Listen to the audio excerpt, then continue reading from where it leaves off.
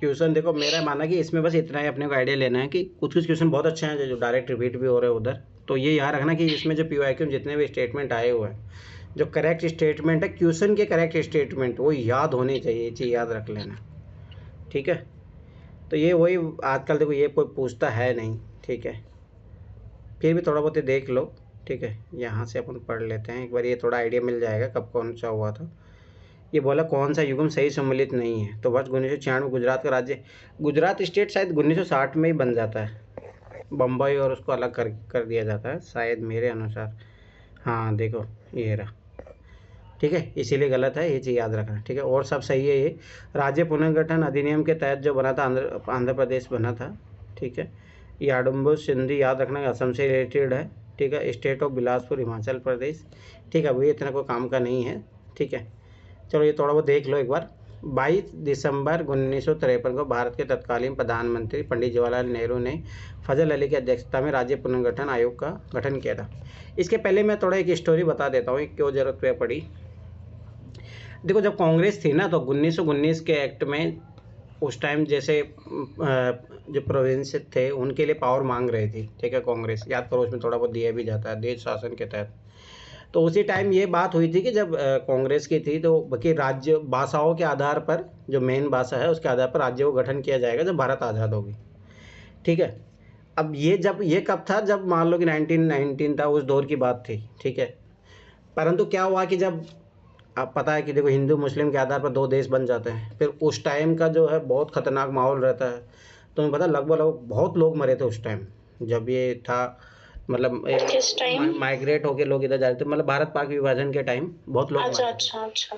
दूसरी दिक्कत ये हो रही थी कि रियासतें थी, लगभग 552 रियासतें थी जो भारत से अलग थी। ठीक है, उनको भी एकीकरण करना था। अगर उसी टाइम ये मुद्दा भी उठ जाता तो स्वाभाविक सी बात है कि देश को चला पाना मुश्किल था ना। तो फिर जब जो जैसे तमिलनाडु है, ये जब तमिल राज्य इसके आधार पर, जब भाषा के आधार पर राज्य मांगने आए, तो पहले एक 3 मेंबर की कमेटी बनी थी जिसमें पंडित जवाहरलाल नेहरू थे। ठीक है, और सरदार वल्लभ भाई पटेल थे, जेवीपी। हाँ, जेवीपी कमेटी। तो इन्होंने साफ मना कर दिया था कि हम भाषा के आधार पर कोई भी वो जो है राज्य का गठन नहीं करेंगे। ठीक है, फिर उसके बाद में क्या होता है, 1952 में क्या होता है कि जो श्री रामपट्टू था, जो भी था, आंध्र प्रदेश की मांग को लेके वो अड़ जाता है, श्रीमुल्लुपट्टू। हाँ, तो वो 52 दिन का आंसर, 52 या 55 के दिन के अनशन के बाद उसकी डेथ हो जाती है। तो उस टाइम बहुत बड़ा माहौल आ जाता है वापिस से, मतलब समझ रहे हो कि विद्रोह हो जाता है। तो फिर उनके आधार पर पहली बार जो है कि फिर ये कमेटी बैठती है, फिर उनको ना आंध्र प्रदेश का दर्जा दे दिया जाता है, इस कमेटी के रिकमेंडेशन से पहले ही दे दिया जाता है। ठीक है, फिर उसके बाद में फिर एक फजल आयोग बनता है। ठीक है, अब देखो पीसीएस में फजल आयोग के मेंबर कौन कौन थे ये भी पूछा है, आरएस पीसीएस में पूछा, मुझे याद अच्छे तरीके से, तो यूपीएससी नहीं पूछेगा, इतना टेंशन मत लेना। ठीक है, देखो यही पीसीएस में और ये अंतर है यूपीएससी में, चीज़ याद रखना। तो फिर ये आयोग बनता है, उसके बाद में फिर जो भी राज्यों को भाषाओं के आधार पर, फिर कभी कभी प्रशासनिक, तो ये एक चीज़ ये भी याद रखना कि ओनली भाषा के आधार पर ही नहीं होता है राज्यों का निर्माण, भाषा के आधार पर प्रशासनिक आधार भी होता है, कभी कभी आर्थिक आधार भी होता है। इन सब सारे चीज़ों को मद्देनज़र होकर रखा जाता है, ये चीज़ याद रखना। ठीक है, तो वही फजल अली आयोग बना था। ठीक है, तो पंडित हृदयनाथ कंजरू और सरदार के.एम. पणिकर को इसका सदस्य बनाया गया। देखो यहाँ पे ये मेंबर दे दिया है, पीसीएस में पूछा है क्वेश्चन बहुत बार, राजस्थान पीसीएस में पूछा है। ठीक है, इसका सदस्य बनाया गया। इस आयोग की संस्तुति के आधार पर संसद ने जुलाई 1956 ईस्वी को एक राज्य पुनर्गठन अधिनियम पारित किया, जिसके अनुसार भारत में 14 राज्य स्थापित किए गए, आंध्र प्रदेश, जम्मू और कश्मीर। ठीक है, पहले जम्मू और कश्मीर याद रखना, पंजाब में ही थे ये सब, पंजाब, फिर जम्मू कश्मीर, ये पंजाब अलग अलग हुए, उत्तर प्रदेश, बिहार, बंगाल, असम, उड़ीसा, तमिलनाडु, केरल, मैसूर, बम्बई, मध्य प्रदेश, राजस्थान। साथ ही 6 केंद्रीय क्षेत्र बनाए गए उस टाइम, हिमाचल प्रदेश, दिल्ली, मणिपुर, त्रिपुरा, अंडमान निकोबार तथा लक्षद्वीप में मिनिकॉय। आंध्र प्रदेश स्वतंत्र भारत में भाषा के आधार पर गठित भारत का पहला राज्य है, ये चीज़ याद रहना चाहिए थोड़ा बहुत। 1 मई 1960 को मराठी तथा गुजराती भाषियों के पारस्परिक संघर्ष के कारण सरकार ने बम्बई राज्य का बंटवारा करके महाराष्ट्र और गुजरात 2 राज्य की स्थापना की। यंडाबू सिंधी जो है 24 फरवरी 1826 को प्रथम आंग्ल बर्मा युद्ध की समाप्ति पर हुई थी, इसीलिए असम से रिलेटेड है।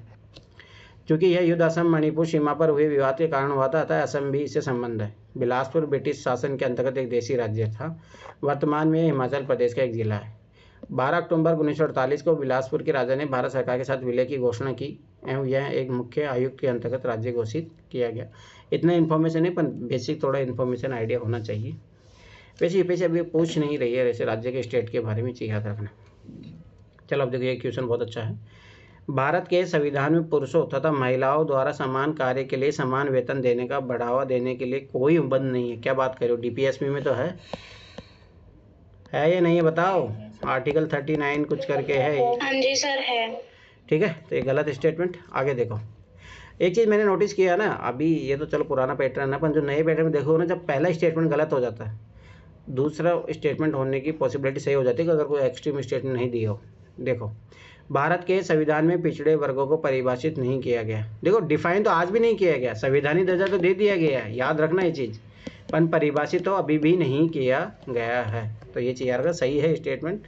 ठीक है, देखो, भारत के संविधान के नीति निर्देशक तत्व अनुच्छेद 39 घ में पुरुषों में महिलाओं के समान कार्य के लिए समान वेतन देने का प्रावधान है। ये चीज़ याद रखना, पता होना चाहिए। इस पर यूपीएससी क्वेश्चन आगे भी जाके पूछा।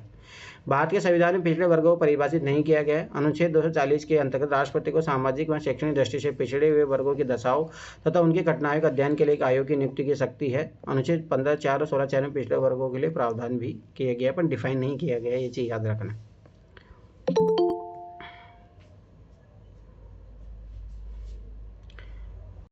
निखिल, तुम तो बहुत अच्छे से खेले होंगे होली। नहीं सर, बहुत झगड़ा हुआ। आज तो निकल के ससुराल वाले आए होंगे होली खेलने। क्या हो गया? नहीं बुला रहे, लेकिन जा नहीं पाए। अच्छा, तो झगड़ा किससे कर लिए तुम? मेरा झगड़ा नहीं हुआ जैसे, दोस्तों का हो गया है। अब यही होता, दारू वारू पी के लड़े होंगे और क्या। मैंने दारू जो पिए थे सब वो सब झगड़ा कर लिया हम लोगों से। हाँ, वही होता है और क्या। चलो कोई नहीं, अब पढ़ लो। ठीक है, देखो अगला क्वेश्चन देखो। भारत के संविधान में 76वें संशोधन के अंतर्गत राज्य द्वारा 6 से 14 वर्षों के आयु वर्ग के बच्चों को निःशुल्क तथा अनिवार्य शिक्षा उपलब्ध कराना मूल अधिकार। ये कौन सा था? 86 था, कौन सा था बताओ? अरे बोला कौन, कल तो कहे थे कॉन्स्टिट्यूशन 86 था। समझ में आया? देखो यूपीएससी क्यों फैक्ट गलत करती है, इसीलिए गलत करती है। ठीक है, तो याद रखना 86 कॉन्स्टिट्यूशन अमेंडमेंट एक्ट था। ठीक है, उसके आधार पर 6 से 14 वर्षों के लिए बच्चों के लिए निःशुल्क एजुकेशन की बात की गई है। सर्व शिक्षा अभियान के अंतर्गत ग्रामीण क्षेत्रों तक में कंप्यूटर शिक्षा दिलाने का प्रावधान है। हाँ, ये तो पॉजिटिव बात है, क्यों नहीं उनको।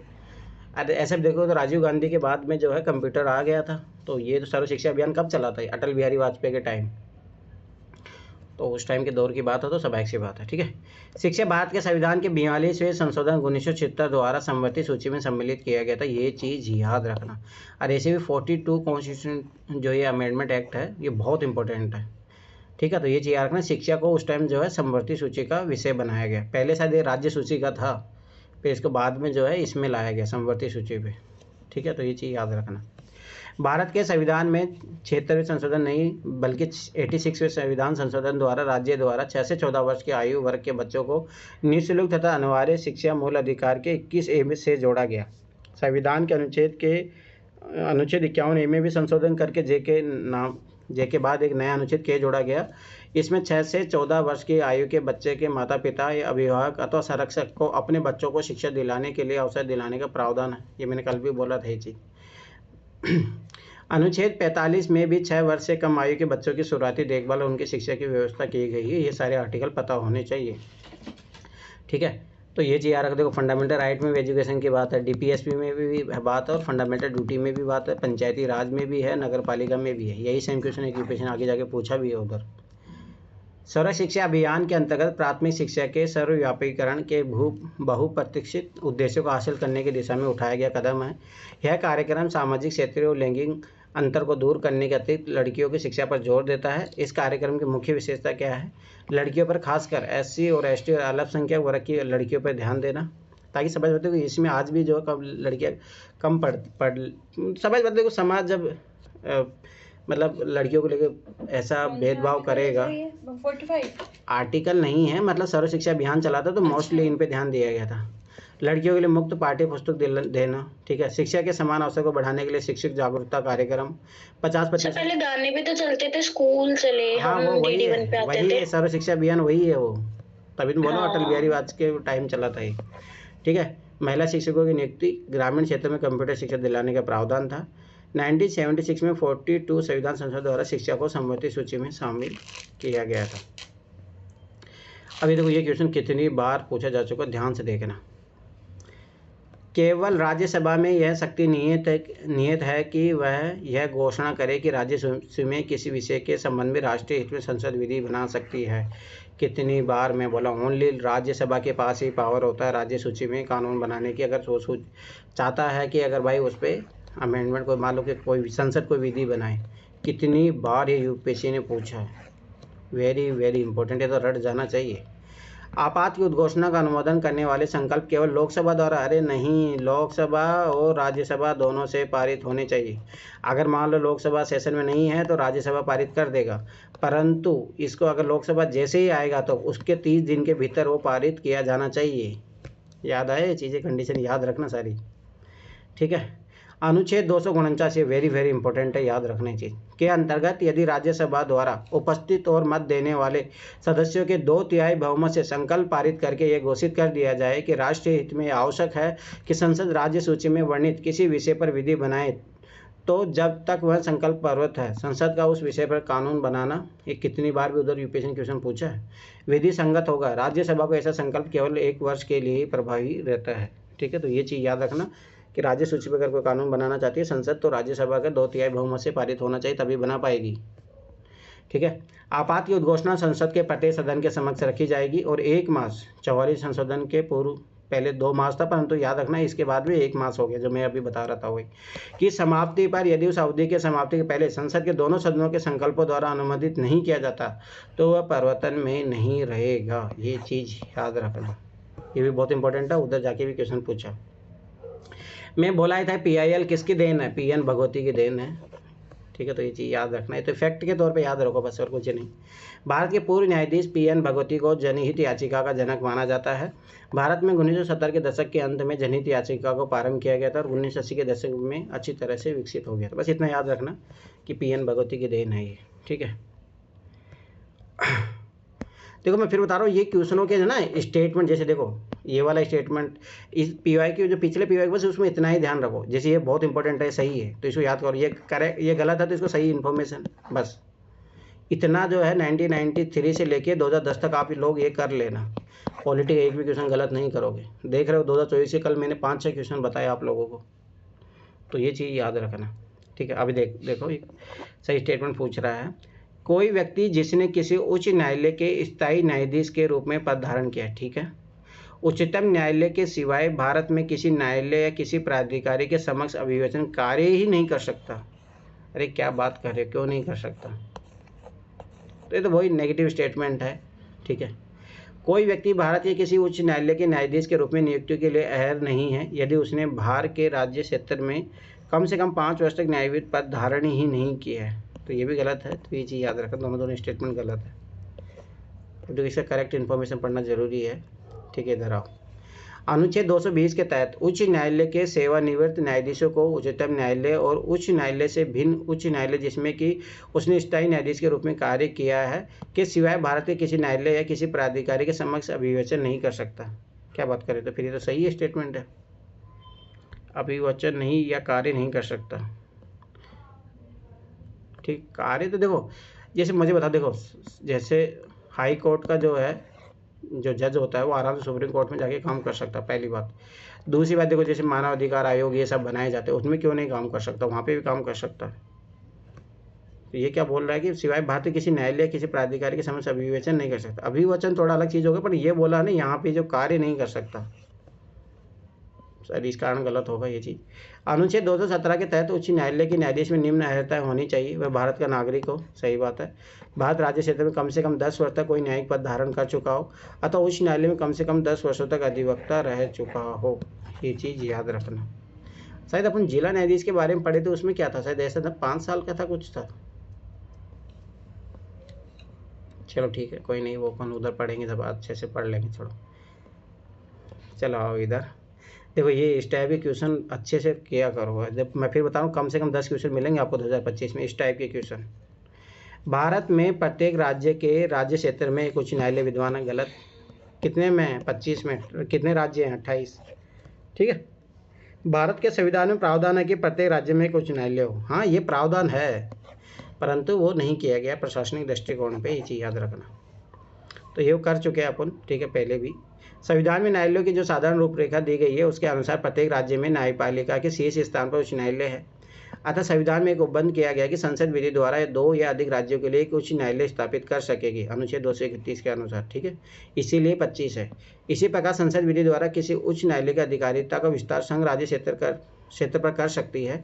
यह संघ राज्य क्षेत्र से किसी उच्च न्यायालय की अधिकारिता हटा भी सकती है। याद करो, जैसे मैंने बताया था कि कलकत्ता में, याद करो, कलकत्ता हाई कोर्ट में कहाँ की सुनवाई होती है, अंडमान निकोबार की भी होती है। तो ये चीज़ याद रखना, ये कौन कर सकता है, संसद कर सकती है। ये चीज़ भी याद रखना, ये स्टेटमेंट उठा के भी क्वेश्चन पूछ सकते हैं यूपीएससी से, ठीक है। और संसद जो है विधि द्वारा ये प्रबंध कर सकती है कि जैसे मान लो कि हरियाणा और पंजाब के लिए जैसे चंडीगढ़ में एक ही है, तो ये संसद ही कर सकती है, ये चीज़ याद रखना। आगे बोला क्या है, निम्नलिखित में से कौन सा आयोग जो है भारत के संविधान के एक अनुच्छेद के अंतर्गत सुस्पष्ट उपबंध के पालन में गठित हुआ। मतलब वही है कि कौन संवैधानिक है, कॉन्स्टिट्यूशनल बॉडी कौन है। विश्वविद्यालय अनुदान आयोग, अरे नहीं। राष्ट्रीय मानवाधिकार नहीं। केंद्रीय सशक्तता नहीं। निर्वाचन आयोग है, हाँ। कॉन्स्टिट्यूशनल बॉडी के बारे में पूछ रहा अपने को, तो बस स्वाभाविक सी बात है, कौन है, ओनली निर्वाचन आयोग है। अब जो निर्वाचन आयोग के बारे में थोड़ा इसमें डिटेल से दिया है, थोड़ा एक बार पढ़ लो बस। देखो यहाँ से ज़्यादा पढ़ने सोचना पता, अपन लक्ष्मीकांत जब मैं करवाऊंगा ना सारा उधर से लगवा दूंगा हाईलाइट, तो टेंशन मतलब। अभी तो थोड़ा थोड़ा इन्फॉर्मेशन कलेक्ट करने के लिए पढ़ रहे हैं, इधर से बार बार पढ़ने की जरूरत नहीं है। परंतु आज जो मैंने बोला ना भाई, स्टेटमेंट जो सही है बस वो जरूर कर लेना। स्वतंत्र व निष्पक्ष निर्वाचन सुनिश्चित करने के लिए संविधान ने एक निर्वाचन आयोग की स्थापना की है, ठीक है। प्रारंभ से ही यह उपबंध था कि 1 से अधिक आयुक्त हो सकते हैं, ठीक है। मैंने बताया भी था इसका स्टोरी, पहले 1 थे, पे 3 ऐसे करके हुआ। किंतु 1989 तक आयोग में केवल एक ही मुख्य निर्वाचन आयुक्त था। 1989 में एक और आयुक्त नियुक्त किया गया, मतलब 1 से कितने हो गए, 2। अब देखना स्टोरी कैसे चेंज होगा। 1990 में राष्ट्रीय मोर्चा की सरकार ने आयोग को फिर से एक सदस्य बना दिया। देखो पॉलिटिकल पार्टियाँ कैसे खेलती है मतलब। फिर 1 अक्टूबर 1993 को 2 और आयुक्त नियुक्त करने का बंद किया गया। तब से निर्वाचन आयोग में एक मुख्य निर्वाचन आयुक्त और 2 अन्य निर्वाचन आयुक्त। अब देखो अब 3 हो गया। तो स्टोरी देखो, 1 2 1 3। आयोग निम्नलिखित निर्वाचन के बारे में उसे आवंटित कृत्य करता है। संसद के लिए निर्वाचन कराता है, तो याद रखना लोकसभा राज्यसभा के लिए दोनों का वही काम रहेगा। राज्य विधानमंडलों के लिए निर्वाचन, इसमें संघ राज्य क्षेत्र भी सम्मिलित है। राष्ट्रपति और उपराष्ट्रपति पद के लिए भी निर्वाचन करवाता है। इसके क्या क्या कार्य हैं, निर्वाचक नामावली तैयार करना, ठीक है। अरे हाँ, अब की बार देखो ना, मैं इसलिए बताता हूँ, देखो मैं ऐसे एक साथ तो नहीं बता पाऊंगा, पर मैं जैसे अभी जैसे मुझे याद आ गया, अब की बार वेरी वेरी इंपॉर्टेंट है ये इलेक्शन कमीशन बॉडी। क्योंकि महाराष्ट्र में क्या हुआ था ना कि इन्होंने जब महाराष्ट्र में जब इलेक्शन हुए थे ना, तो मतलब जैसे कांग्रेस आरोप लगा रही है, सुप्रीम कोर्ट में मामला चल भी रहा है कि इलेक्शन कमीशन ने क्या किया कि जस्ट जो है चुनाव होने से पहले जो है वोटर लिस्ट को अपडेट कर दिया, और उसके कारण क्या हुआ कि बहुत सारे लोगों को हटा दिया गया, बहुत सारे लोगों को जोड़ दिया गया, ऐसा काम हुआ है मतलब। ये होता है हर जगह, ठीक है। तो ये चीज़ याद रखना कि यूपीएससी क्वेश्चन पूछेगी। अब की बात देख लेना, इलेक्शन कमीशन से चर्चा में है, सुप्रीम कोर्ट में मामला गया है, तो ये चीज़ याद रखना। तो ये 2-3 चीज़ें तो अच्छे से करके जाना अब की बार, ठीक है। एक तो राज्यपाल, क्योंकि उधर राष्ट्रपति शासन लगा है उधर मणिपुर में, तो क्वेश्चन बनेगा, मैं पहले बता रहा हूँ, आपकी बार याद रख लेना। तो इसका भी वो उधर है, ठीक है। दूसरी बार राज्यपाल का लगेगा, क्योंकि राज्यपाल मैंने बताया था तमिलनाडु में क्या हो रहा है वहाँ पे कि वो राज्यपाल क्या कर रहा है, बार बार वो उसको जो बिल को लौटा रहा है। तो सुप्रीम कोर्ट ने बोला कि इसकी कॉन्स्टिट्यूशनल मतलब संवैधानिकता की जांच करेंगे कि भाई ये इसके पास इतनी हाँ सर, वो पता है एक साथ 2 वीटो यूज कर रहा है, तो हाँ, वो प्रोविजन है कि एक साथ आप 2 वीटो यूज नहीं कर सकते। हाँ, तो वही बताओ, वो क्वेश्चन बनेंगे, ये चीज़ याद रख लेना। तो ये 3-4 करंट अफेयर के टॉपिक देखो ऐसे। अब दूसरी बात, एक त्रिभाषा फॉर्मूले पर विवाद चल खड़ा हुआ है, ठीक है, तो ये क्वेश्चन बनेगा, ठीक है। दूसरी बार रुपये की डिजाइन उन्होंने चेंज कर दी अभी तमिलनाडु सरकार ने। हाँ, तो राज्य सरकार चेंज कर सकती है। अरे नहीं, उन्होंने मतलब जो है होता है शायद बजट जो भी पारित, तो वहाँ पे रुपये की जगह ऐसे कुछ अलग सिंबल से जो है प्रतीक चिन्ह यूज किया अलग से, वो शायद द्रविडियन लैंग्वेज में लिख दिया होगा। जो भी अपन उसमें विवाद खड़ा हुआ, तो ये चीज़ें हमेशा याद रखो। जो सेंटर स्टेट विवाद होते हैं ना, वहाँ क्वेश्चन बनता है, यूपीएससी बनाता है 100%, ठीक है। तो ये चीज़ याद रखना। तो ये मामला है, तो देखो ये कार्य भी करता है, तो अब इसका विवाद भी उठा है, तो जरूर क्वेश्चन बनेगा, देख लेना आपकी बार इलेक्शन कमीशन से, ठीक है। निर्वाचन नामावली तैयार करना, राज्य का तो राज्य वाले करते होंगे कि स्टेट वाले, सेंटर वाले करते हैं। अरे इलेक्शन कमीशन बॉडी के पास ही रहता है भाई, तो इसका चुनाव तो वही कराता है ना। ये पढ़ो ना, राज्य विधानमंडलों का, पंचायतों को उसका ये नहीं करता है, पर इसका तो यही करेगा ना। यही यार, ये भी दिक्कत है इंडिया में है ना। एक और चीज़ मैं बताता हूँ, जैसे ध्यान से समझना, लोकसभा के लिए जो वोटर लिस्ट होती है वो अलग होती है, विधानसभा इनके लिए होती है वो अलग होती है, और पंचायत के लिए होती है वो अलग होती है। तीन तीन वोटर लिस्ट होती है, इसलिए तो दिक्कत है। तो ये भी मांग चल रही है कि सब एक ही किया जाए। अपने पास वोटर आईडी तो एक ही होती है, पर वोटर लिस्ट का नाम जो है चेंज होते रहता है। अलग होती है, जो विधानसभा के इलेक्शन होते हैं तब अलग ही आती है, वोटर लिस्ट अलग आती है, आप वोटर आईडी तो एक से ही दे सकते हो, ठीक है, ये चीज़ याद रखना। तो देखिए इसका कार्य क्या क्या है, निर्वाचन नामावली तैयार करना, निर्वाचनों का संचालन, मतगणना और परिणामों की घोषणा करना, राष्ट्रपति को इस प्रश्न के तो मतलब आपके कहने का ये मतलब है कि कॉन्स्टिट्यूएंसी का नंबर भी अलग आता होगा तीनों में? हाँ, अरे सभा की बात है ना, समझो ना। देखो तुम लोग क्यों नहीं समझ रहे ये चीज़। देखो जैसे पंचायती चुनाव होता है तो एक ग्राम लेवल पे होता है ना, तो उस गांव की आएगी, ठीक है, उसमें वार्ड वाइज आती है, तुम्हें पता है। फिर जब सभा की बात है, जैसे एमएलए का चुनाव हुआ, तो एमएलए के चुनाव में जैसे मेरे तहसील है, तहसील लेवल पे होती है, तो इस तहसील लेवल की मतदाता सूची आएगी, ठीक।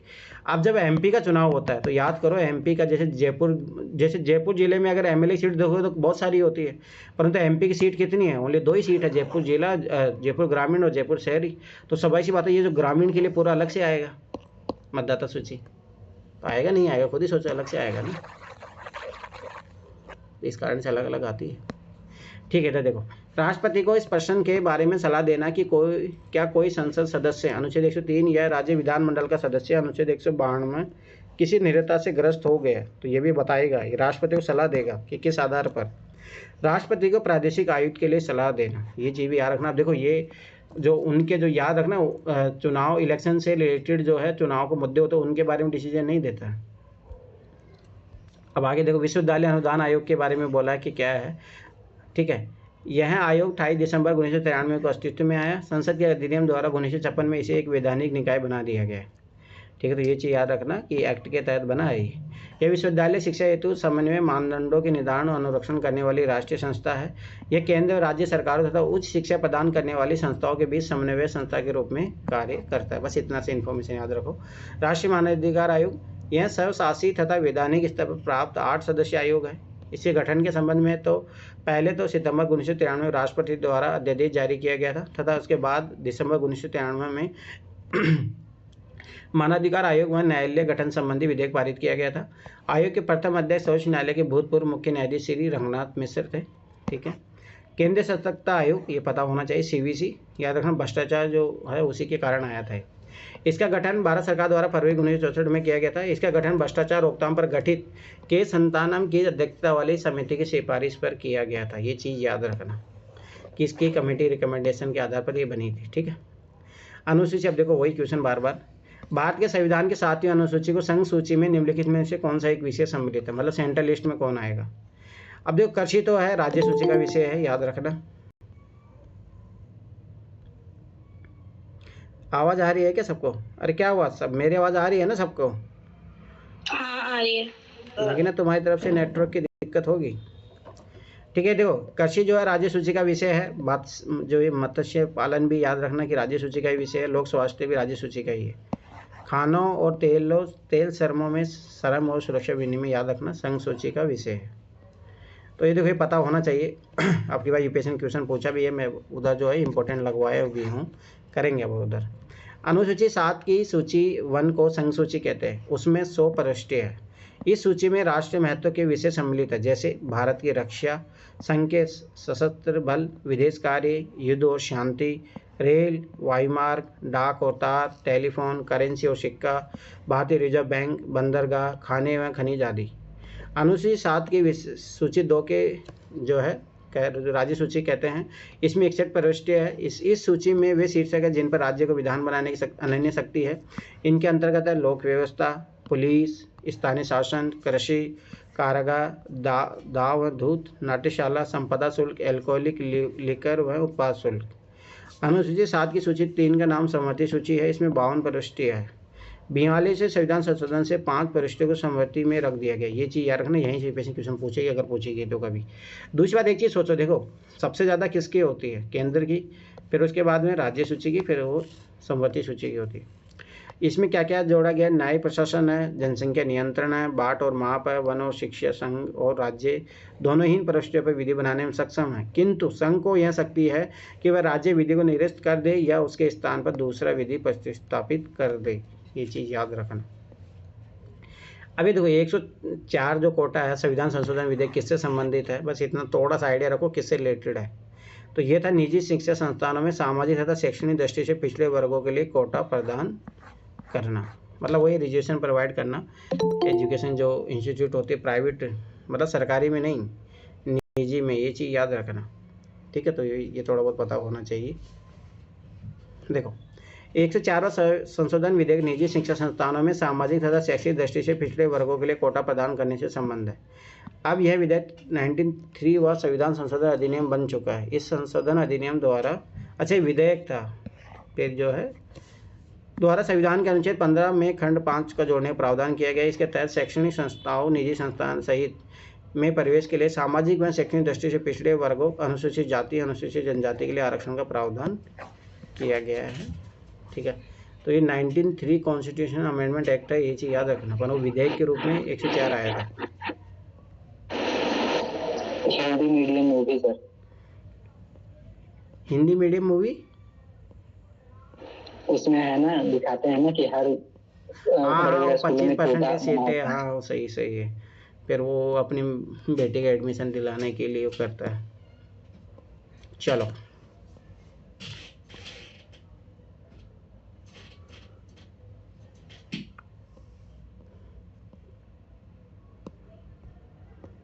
चलो आ जाओ इधर।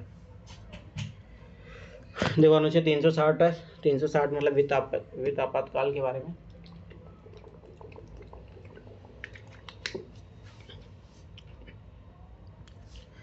सारे पढ़ेंगे अच्छे तरीके से।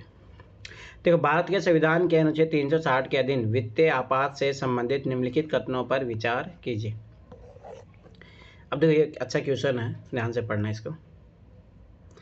वित्तीय आपात की उद्घोषणा 2 मास की समाप्ति पर परिवर्तन में नहीं रहेगी यदि उस अवधि की समाप्ति से पहले संसद के दोनों सदनों के संकल्पों द्वारा उसका अनुमोदन नहीं कर दिया जाता। ये एकदम सही बात है। ऐसा नहीं है कि वित्तीय आपातकाल बना ही रहेगा, ठीक है। जैसे मान लो राष्ट्रपति ने घोषणा कर दी है कि वित्तीय आपातकाल लागू हो गया, तो 2 मास की समाप्ति से पहले पहले उसको पारित करना पड़ेगा, नहीं तो फिर वो नल एंड वॉइड करार हो जाएगा। ये बात सही है, याद रखना।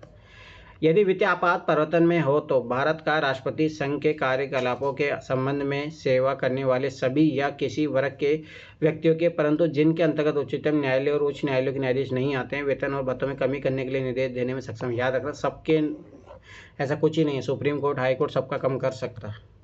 ये चीज़ याद रखना, ये पता होना चाहिए, ये चीज़ याद रखना। 2018 ऐसे 19 में आया भी था इस टाइम। क्या सर एक बार फिर से बोलेंगे? अरे फाइनेंशियल इमरजेंसी जब लगती है तो ऐसा नहीं है, सुप्रीम कोर्ट, हाई कोर्ट, उनके जजों की भी सैलरी कम की जा सकती है राष्ट्रपति के द्वारा, ठीक है। अभी पढ़ेंगे इसमें। देखो भारत के संविधान में अनुच्छेद 360 में वित्तीय आपात का प्रावधान किया गया है। यदि देश की अर्थव्यवस्था इस ऐसे प्रक्रम पर पहुंच चुकी है कि जहां भारत का या भारत के किसी भाग का वित्तीय स्थायित्व या प्रत्यय संकट में, तो राष्ट्रपति इस आशय की घोषणा करता है। इसे वित्तीय आपात कहते हैं, जिससे कि अनुच्छेद 352 के अधीन आपात से अलग रखा जा सके। पहले चरण में उद्घोषणा 2 मास तक परिवर्तन में रहती है। यदि संसद के दोनों सदनों के संकल्पों द्वारा उसका अनुमोदन हो जाता है तो वह अनिश्चित काल तक बनी रह सकती है। ये चीज़ याद रखना। देखो जैसे पहली बार मान लो कि राष्ट्रपति ने जारी कर दिया तो ये 2 महीने तक ही रह सकती है। अगर मान लो कि 2 महीने बाद में लोकसभा राज्यसभा से पारित हो गया तो फिर अनिश्चित काल तक ये है कंटिन्यू रहेगी, अर्थात जब तक वापस न ले जाए तब तक, ठीक है। वित्तीय आपात के दौरान संघ का राज्यों के बजट और व्यय पर नियंत्रण हो जाता है, ठीक है।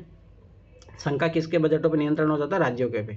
सभी कर्मचारियों के वेतन और भत्ते घटाए जा सकते हैं या यथावत रखे जा सकते हैं, चाहे ऐसे कर्मचारी राज्य द्वारा नियोजित हो या संघ द्वारा। वेतन से संबंधित निर्देश उच्चतम न्यायालय, उच्च न्यायालय के न्यायाधीशों पर भी लागू होगा। ये चीज़ याद रखना। मैं यही तो चीज़ बता रहा था भाई। स्वाभाविक सी बात है, पूरा देश संकट में है तो इनको भाई इनको क्यों स्पेशल लोग है कि जो इनको पूरा सैलरी दिए जाएंगे? अपन खुद ही आप लॉजिकली सोचो थोड़ा बहुत, ठीक है। अब ये क्वेश्चन देखो, ये भी रिपीटेड क्वेश्चन है। भारत संघ में मंत्री परिषद संयुक्त रूप से लोकसभा और राज्यसभा दोनों के प्रति उत्तरदायी। गलत। किसके प्रति रहती है? ओनली लोकसभा। तो पहला गलत, दूसरा सही होगा, डी आंसर आएगा, ठीक है। ये कितनी बार सोचो, उधर भी ये क्वेश्चन कितनी बार पूछा जा चुका है। लोकसभा राज्यसभा दोनों के सदस्य संघीय सरकार में मंत्री बनने के लिए पात्रता रखते हैं। हाँ, एकदम सही बात है। इनके बाहर से भी आ सकता है 6 महीने में, परंतु उसको सदस्य बनना पड़ेगा। इन दोनों का ये चीज़ याद रखना। अनुच्छेद 75(3) के अनुसार भारत संघ में मंत्री परिषद संयुक्त रूप से लोकसभा के प्रति उत्तरदायी होगी। ये चीज़ स्टेटमेंट रट जाना चाहिए। पर याद रखने एक और चीज़ मैं तुम्हें बताता हूँ, अगर यहाँ पे लोकसभा की जगह अगर संसद बोला है तब भी ये स्टेटमेंट सही रहता है। चीज़ रखना, संसद का तो पार्ट लोकसभा ही है। मतलब ये चीज़ रखना, क्योंकि यूपीएससी ने एक बार किया है ऐसा। अगर आप उधर देखोगे ना पीवाईक्यू में किया है उन्होंने ऐसा। पर नहीं, अगर ऐसा बोलता लोकसभा और राज्यसभा दोनों के प्रति उत्तरदायी होता, नहीं, ओनली लोकसभा के प्रति उत्तरदायी होता है। इसका मैंने बताया भी था कि जनता के चुने हुए प्रतिनिधि कहाँ जाते हैं, लोकसभा में। ठीक है। लोकसभा और राज्यसभा दोनों के सदस्य संघीय सरकार में मंत्री बनने के लिए पात्रता रखते हैं। कोई मंत्री जो निरंतर 6 माह तक की किसी अवधि तक किसी सदन का सदस्य नहीं है तो उस अवधि की समाप्ति पर मंत्री नहीं रहेगा। ये क्वेश्चन भी अपन बहुत बार कर चुके हैं। इधर आओ, ये तो कर लिए क्या अपन? अच्छा नहीं, तो अभी मुझे कैसे हो गया। चलो, न्यायाधीश जांच विधेयक 2006 के अंतर्गत, ये 2018 का क्वेश्चन है। कौन सा है? 18 का क्वेश्चन है, 18 का है शायद, जो भी ये पूछा है यूपीएससी ने। न्यायाधीश जांच विधेयक 2006 के अंतर्गत एक न्यायिक परिषद को स्थापित करने का विचार है, जो भारत के मुख्य न्यायमूर्ति सहित उच्चतम न्यायालय के न्यायाधीश, उच्च न्यायालय के मुख्य न्यायमूर्ति और न्यायाधीशों के विरुद्ध शिकायतें स्वीकार करेगी। अच्छा, ये है क्या? आगे बोला, घरेलू हिंसा से महिला संरक्षण अधिनियम 2005 के अंतर्गत कोई महिला किसी प्रथम श्रेणी के न्यायिक मजिस्ट्रेट के पास अर्जी दाखिल कर सकती है। भाई, डोमेस्टिक वायलेंस का मामला है तो क्यों नहीं कर सकती भाई? पॉजिटिव तरीके से सोचो इसको। ठीक है, तो सेकेंड स्टेटमेंट तो सही है। अब ये क्या बोल रहा है कि न्यायाधीश जांच विधेयक जो है, विधेयक 2006 के अंतर्गत एक न्यायिक परिषद मैंने बोला था एक्ट से बनेगी। ठीक है, स्थापित करने का विचार है। ठीक है, जो भारत के मुख्य न्यायमूर्ति सहित उच्चतम न्यायालय के न्यायाधीश, उच्च न्यायालय के मुख्य न्यायमूर्ति और न्यायाधीशों के विरुद्ध शिकायतें स्वीकार कर सकेगी। अरे नहीं, गलत हो जाएगा फिर तो, वो सब ऐसी बात है। ये देखिए, पढ़ते हैं इसके बारे में फिर भी। न्यायपालिका के कार्य में और अधिक पारदर्शिता लाने तथा उन्हें और अधिक जवाबदेह बनाने हेतु केंद्रीय कानून एवं न्याय मंत्री HR भारद्वाज ने संसद में न्यायाधीश जांच विधेयक 2006 विचारात रखा गया था। इसका मुख्य उद्देश्य था सर्वोच्च न्यायालय एवं उच्च न्यायालयों के न्यायाधीशों के कार्य, व्यवहारों, दोषारोपण आदि के विषय में शिकायत आने पर उनकी जाँच करना। यह जांच जो है राष्ट्रीय न्यायिक परिषद करेगी। यदि किसी व्यक्ति को किसी न्यायाधीश से सर्वोच्च न्यायालय के मुख्य न्यायाधीश को छोड़कर कोई शिकायत है तो बस वही गलत है। यहाँ पे ये वाला है, भारत के मुख्य न्यायमूर्ति नहीं आता इसमें, मतलब समझ में आया, चीफ जस्टिस ऑफ इंडिया नहीं आता, तो वही गलती है। तो वह कि व्यक्ति राष्ट्रीय न्यायिक परिषद में अपनी शिकायत दर्ज करा सकता है। घरेलू हिंसा ये तो है ही। ठीक है, प्रथम श्रेणी मजिस्ट्रेट के पास अर्जी दाखिल कर सकती है जाके। ठीक है, तो वो चीज़ याद रखना कि, और वो ऐसे नॉर्मल चीज़ है, उसको छोड़ो। अब ये देखो, ये अच्छा क्वेश्चन है पब्लिक अकाउंट से। ठीक है, लोक लेखा समिति का अध्यक्ष लोकसभा अध्यक्ष द्वारा नियुक्त किया जाता है। ये एकदम सही बात है, याद रखना कि लोकसभा का मेंबर ही होता है मोस्टली, जो है सामान्यतः ये माना जाता है। दूसरी बात है ना, शायद जहाँ तक मुझे आइडिया है, ये अपोजिशन का व्यक्ति होता है। इसको जो हेड करता है ना, अपोजिशन का व्यक्ति करता है। ठीक है, आगे क्या बोला, लोक लेखा समिति में लोकसभा सदस्य, राज्यसभा सदस्य और उद्योग तथा व्यापारी कुछ जाने माने व्यक्ति है। अरे कितनी बार मैंने बताया, कितने मेंबर होते हैं? 22। कहाँ से आते हैं? 15 लोकसभा से, 7 राज्यसभा से, बस, और कहीं से नहीं आते हैं। तो देखो, मैंने कितनी बार बोला, एंड लगा के जोड़ रहा है तो ज़बरदस्ती गलत करने का प्रयास कर रहा है उसको, ये चीज़ याद रखना। तो पहला सही है ओनली। ठीक है, देखो अब इसको पढ़ते हैं यहाँ पे। लोक लेखा समिति के करते सरकार के वार्षिक लेखाओं की और लोकसभा द्वारा अनुदानित विभिन्न राशियों का विनियोग दिखाने वाली लेखाओं की जांच करता है। ठीक है, इस समिति में 22 से अधिक सदस्य नहीं होते हैं। इनमें से 15 सदस्य लोकसभा से होते हैं। सदस्यों का निर्वाचन अनुपातिक प्रतिनिधित्व पद्धति से एकल संक्रमणीय मत द्वारा होता है। समिति में राज्यसभा द्वारा नामांकित 7 सदस्य संयोजित किए जाते हैं। ये भी याद रखना कि लोकसभा में चुनने के लिए इलेक्शन होता है इनका, मतलब राज्यसभा से डायरेक्ट नॉमिनेटेड होते हैं 7 मेंबर। कोई भी मंत्री समिति का सदस्य निर्वाचित नहीं हो सकता है। कोई भी मंत्री जो है मंत्री नहीं बन सकता, याद रखना इसका। लोक लेखा समिति का सदस्य तो मंत्री इसका जो है सदस्य नहीं बन सकता। समिति का अध्यक्ष लोकसभा अध्यक्ष द्वारा नियुक्त किया जाता है। एक बार थोड़ा पढ़ना, जहाँ तक मुझे आइडिया है ना, शायद अपोजिशन का होता है, मतलब ऐसा नहीं, कहीं लिखा नहीं है। संसदीय परंपरा में ऐसा फॉलो किया जाता है कि वो सबाई सी बात है कि अपोजिशन का रहेगा तो उनके जो वित्तीय जो लोकल जो उनका जो अच्छे से जाँच हो पाएगी ना, इसीलिए मंत्री को इसीलिए नहीं दिया जाता। तो एक बार देखना, शायद मुझे जहाँ तक याद है कि लोक लेखा समिति के जो अध्यक्ष होता है ना, मोस्टली जो अपोजिशन का होता है। किसी को पता है कुछ इसके बारे में? लोक लेखा मतलब पब्लिक अकाउंट्स। हाँ, इसका जो हेड होता है, हाँ, वो मिनिस्टर नहीं होते हैं, मिनिस्टर नहीं हो सकता मिनिस्टर है। नहीं होते हैं। मैं ये बताऊँ, अपोजिशन का मेंबर होता है इसका जो हेड होता है। ये तो नहीं पता, पर मिनिस्टर नहीं होते, बस इतना पता है। मिनिस्टर सभा से बात है, उन्हीं के खिलाफ कोई कमेटी बैठ रही है जांच करने के लिए, तो वो तो क्यों होंगे, ठीक है, तो नेचुरल राइट के खिलाफ हो जाएगा ना। ठीक है, आगे देखो। भारत में उच्च न्यायालय के न्यायाधीश को उठाने के लिए, हाँ सर, ये विपक्षी दल का वरिष्ठ नेता हो सकता है। हाँ, ये चीज़ याद रखना, मतलब वो संसदीय परंपरा है, तो ये चीज़ याद रखना, मतलब पूछ सकता है यूपीएससी पर। मैं पहले बता रहा हूँ, संविधान में कहीं नहीं लिखा है, एक संसदीय परंपरा है कि भाई स्वाभाविक सी बात है कि अपोजिशन का लीडर जाएगा तो अच्छे से जांच कर पाएगा, बस यही कारण होता है और कुछ नहीं। और कैग की रिपोर्ट की जांच करेगा। हाँ, तो संचित निधि से जो भी पैसा निकलेगा वो पब्लिक अकाउंट उसका जांच करेगी, ठीक है, कि ये पैसे कहाँ कितने खर्च हो रहे हैं, और फिर उन खर्चों का जहाँ आपने खर्च किए हैं उन खर्चों का कैग जांच करेगी, और कैग जब जांच करेगी तो उसके बाद उसको एफआईआर या कुछ भी हो सकता है। ठीक है, आगे देखो। भारत में उच्च न्यायालय के न्यायाधीश को हटाने के लिए रीति, ठीक है, उच्चतम न्यायालय के न्यायाधीश को हटाने की रीति के समान है। सही बात है, याद करो कि उच्च न्यायालय का न्यायाधीश हटाया जाएगा तो उसके लिए भी क्या कौन सी प्रोसेस होती है, संसद के द्वारा ही होती है हटाने की प्रोसेस, तो वही सेम होता है जो सुप्रीम कोर्ट का होता है। ये एकदम सही बात है, याद रखना ये चीज़। उच्च न्यायालय का कोई स्थायी न्यायाधीश अपने पद से सेवानिवृत्ति के पश्चात भारत में किसी भी न्यायालय या किसी प्राधिकार के समक्ष अभिवेचन नहीं कर सकता। याद करो, अभी देखो ऊपर भी तो आया था यही स्टेटमेंट, ठीक है, ये गलत है। देखो, अभिवेचन का कार्य कर सकता है। भारत में उच्चतम व उच्च न्यायालय के न्यायाधीशों को उनके पद से हटाने की रीति एक समान है। इन्हें संविधान के अनुच्छेद 124(4) में विहित प्रक्रिया से प्रमाणित कदाचार या असमर्थता के आधार पर संसद द्वारा, याद रखना, प्रमाणित कदाचार या असमर्थता, महाभियोग नहीं लगता है, महाभियोग राष्ट्रपति पे, इन पे लगता है ओनली, ये चीज़ याद रखना, के आधार पर संसद द्वारा अधिनियमित न्यायाधीश जांच अधिनियम 1968 के तहत संसद में प्रस्तावित पारित करके हटाया जा सकता है। ये भी यूपीएससी ने क्वेश्चन पूछा है आगे उधर जाके। अनुच्छेद 220 के अनुसार उच्च न्यायालय का स्थायी न्यायाधीश सेवानिवृत्ति के पश्चात जिस उच्च न्यायालय में वह स्थायी न्यायाधीश रहा हो उससे भिन्न उच्च न्यायालय उच्चतम न्यायालय के में अभिवेचन का कार्य कर सकता है। याद रखना ये चीज़ भी। अनुच्छेद 124 के अनुसार उच्चतम न्यायालय का सेवानिवृत्त न्यायाधीश भारतीय किसी भी न्यायालय या प्राधिकार के समक्ष अभिवेचन का कार्य नहीं कर सकता।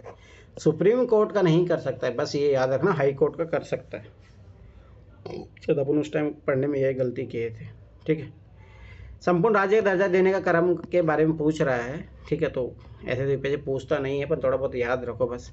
तो याद रखना, पहले नागालैंड का होता है, फिर उसके बाद हरियाणा का, फिर सिक्किम का, अरुणाचल प्रदेश का 1987 में होता है। याद करो, गोवा का भी उसी टाइम होता है, ठीक है। देखो, नागालैंड राज्य अधिनियम 1962 के द्वारा, ठीक है, और 1/2/1964 से नागालैंड राज्य की रचना की गई, जिसमें नागा पहाड़ी और तेसांग क्षेत्र को राज्य क्षेत्र में समाविष्ट किया गया। 36वें संविधान संशोधन अधिनियम 1975 द्वारा सिक्किम को भारत संघ में राज्य के रूप में प्रवेश दिया गया। ये पीसीएस विशेष के लिए इंपॉर्टेंट है, मैंने देखा यूपीएससी में नहीं पूछा है। 1996 में हरियाणा को भारत संघ के संपूर्ण राज्य का दर्जा प्राप्त हुआ था, ये थोड़ा बहुत याद रखो। और राज्य अधिनियम 1986 द्वारा अरुणाचल प्रदेश संघ राज्य क्षेत्र को राज्य बनाया गया, तो मैंने बोला भी था, अच्छा है 86, और गोवा भी उसी टाइम बना था 1987 में, ठीक है। ये बहुत इंपॉर्टेंट है, जहाँ से यूपीएससी ने डायरेक्ट जो है कितनी बार उधर क्वेश्चन पूछा, 2018 में भी पूछा है। ये बहुत इंपॉर्टेंट है, याद रखना। जो लिमिटेड गवर्नमेंट वाला क्वेश्चन बनता है वो यहीं से बनता हो। निम्नलिखित संविधान संशोधन अधिनियम में से किस एक में यह प्रावधान है कि केंद्र और किसी राज्य में मंत्रिपरिषद का आकार क्रमशः लोकसभा के सदस्य की कुल संख्या वह उस राज्य की विधानसभा के सदस्य कुल संख्या की 15% से अधिक नहीं होगा। याद रखना, 1901 constitution amendment act, very very important. 2018 का डायरेक्ट क्वेश्चन है, यही उठा के डायरेक्ट यही पूछा था। 1901 संविधान संशोधन अधिनियम 2003 में यह प्रावधान है कि केंद्र और किसी राज्य में, मतलब वही सेम चीज़ बोल रहा है, मंत्रिपरिषद का आकार क्रमशः लोकसभा के सदस्यों की कुल संख्या व उस राज्य की विधानसभा के सदस्यों कुल संख्या की 15% से अधिक नहीं होनी चाहिए, परंतु राज्य मंत्री कुल संख्या मुख्यमंत्री सहित 12 से कम भी नहीं होगी। ये भी याद रखना। तो ये बहुत इंपॉर्टेंट है, ये याद होना चाहिए। 91 कॉन्स्टिट्यूशन अमेंडमेंट एक्ट इंपॉर्टेंट है। जो लिमिटेड गवर्नमेंट वाला क्वेश्चन पूछता है ना, वो इसी के कारण पूछता है, याद रखना। सीमित सरकार वाला जो क्वेश्चन आता है जिसका आंसर यही था, कितनी बार ये क्वेश्चन पूछा है उसने।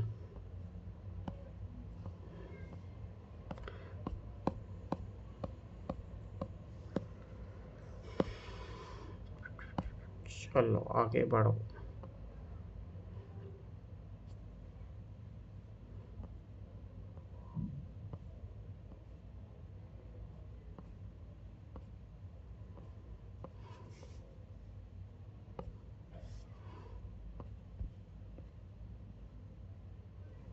ये तो आ गया ना, पॉलिटी। यहाँ से देखो डीपीएसपी के बारे में कौन कौन से शामिल है डीपीएसपी में। देखो, मानव के दुर्व्यापार और बलात्श्रम का निषेध आर्टिकल 24 में फंडामेंटल राइट का पार्ट है, ना कि डीपीएसपी का। मादक पेय और स्वास्थ्य के लिए हानिकारक औषधियों के औषधन प्रयोजन से भिन्न उपभोग का प्रतिषेध, हाँ गांधी जी का था ये तो भाई, गांधी जी बोलते शराब और आप पे प्रतिबंध लगाओ, डीपीएसपी में दिया है। मानव के दुर्व्यापार और बलात्श्रम का प्रतिषेध मूल अधिकारों के अंतर्गत आता है। अनुच्छेद 23 में क्या दिया है, मानव के दुर्व्यापार, बेगार और सभी बलात्श्रम को प्रतिबंध करता है, जबकि मादक पेय और स्वास्थ्य के लिए हानिकारक औषधियों के औषधीय प्रयोजन से भिन्न उपयोग का प्रतिषेध निर्देशक तत्व में दिया गया है। ये चीज़ याद रखना। अनुच्छेद 47 के अनुसार राज्य अपने लोगों के पोषाहार स्तर, राष्ट्रीय पोषण मिशन इसी के तहत चलता है, ठीक है। पोषाहार स्तर और जीवन स्तर को मिड डे मील भी बोल सकते हैं, इसी के तहत चलता है, आर्टिकल 47 के तहत। जीवन स्तर को ऊंचा करना और लोक स्वास्थ्य के सुधार को अपने प्राथमिक कर्तव्यों में मानेगा और राज्य विशिष्टता मादक पेय और स्वास्थ्य के लिए हानिकारक औषधियों के औषधीय प्रयोजन से भिन्न उपभोग का प्रतिषेध करने का प्रयास करेगा। अभी मैं उधर एक साथ ही लगा दूंगा तो आप कर लोगे आराम से, फिर भी थोड़ा बहुत देख लो। यहाँ पे ध्यान है कि अनुच्छेद 38 से 51 तक सतत निर्देशक तत्व अनुच्छेद 39 का, 43 का, 48 का 1976 में 42वें संविधान संशोधन अधिनियम द्वारा अंतर स्थापित किए गए थे। 44वें संशोधन अधिनियम से अनुच्छेद 38 में परिवर्तन किया गया। 2002 में पारित 86वें संविधान संशोधन अधिनियम द्वारा अनुच्छेद 45 के स्थान पर एक नया अनुच्छेद रखा गया। नीति निर्देशक तत्वों के संदर्भ में याद करो, एजुकेशन के लिए था ये।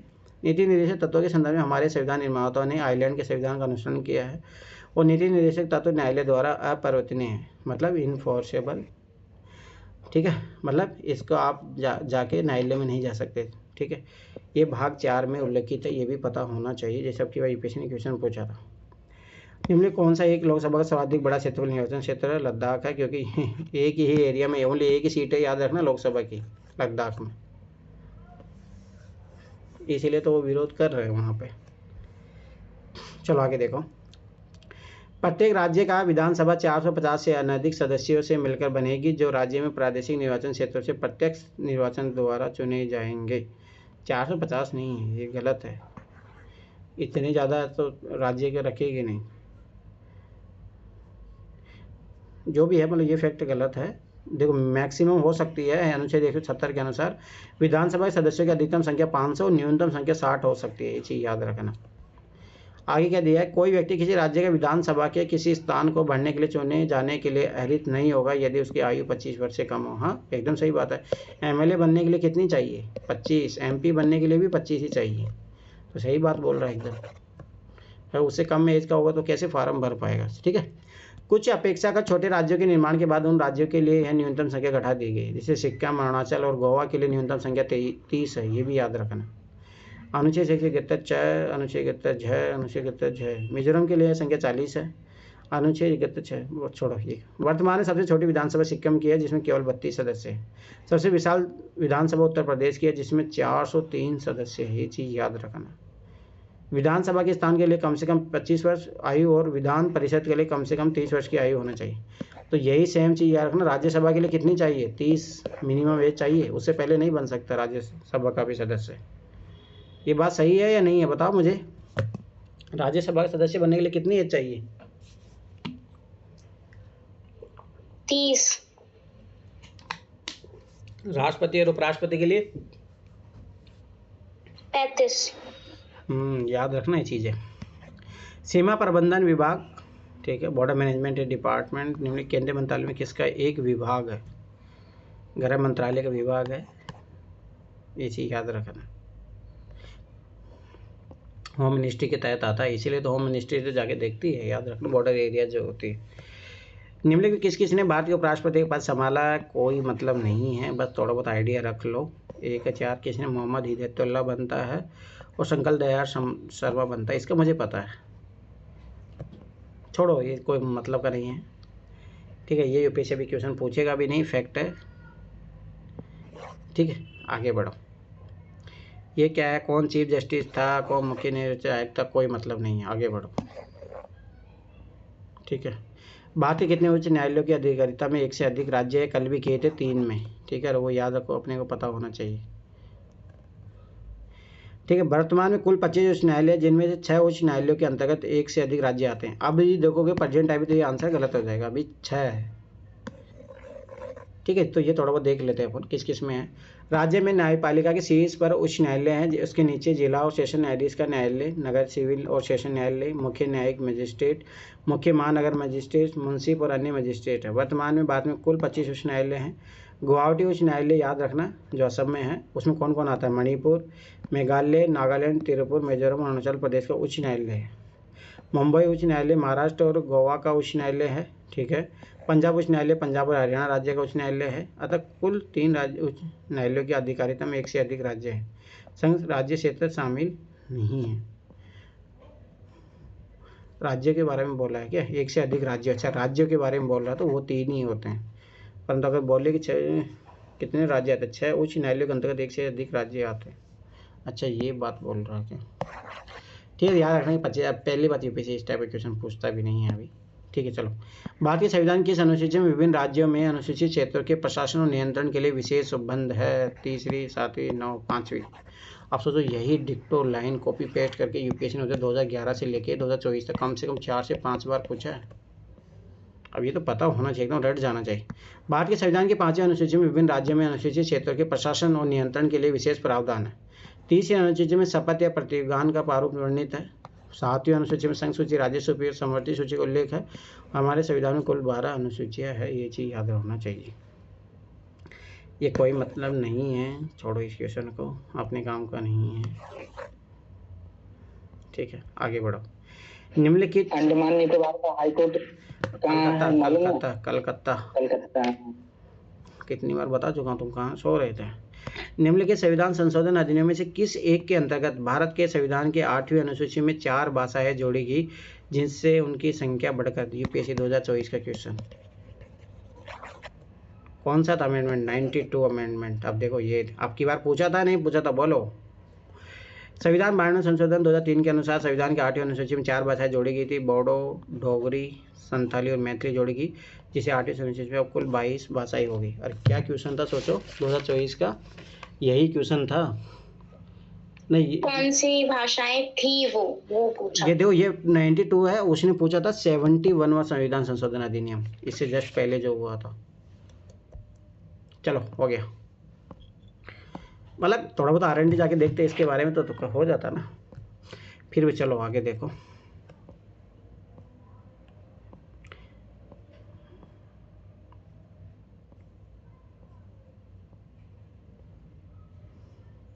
हाँ, इसी में क्वेश्चन आया था जो वो आगे जाके पूछा था, चलो बाद में देख लेंगे वो, पर पूछा इधर से ही।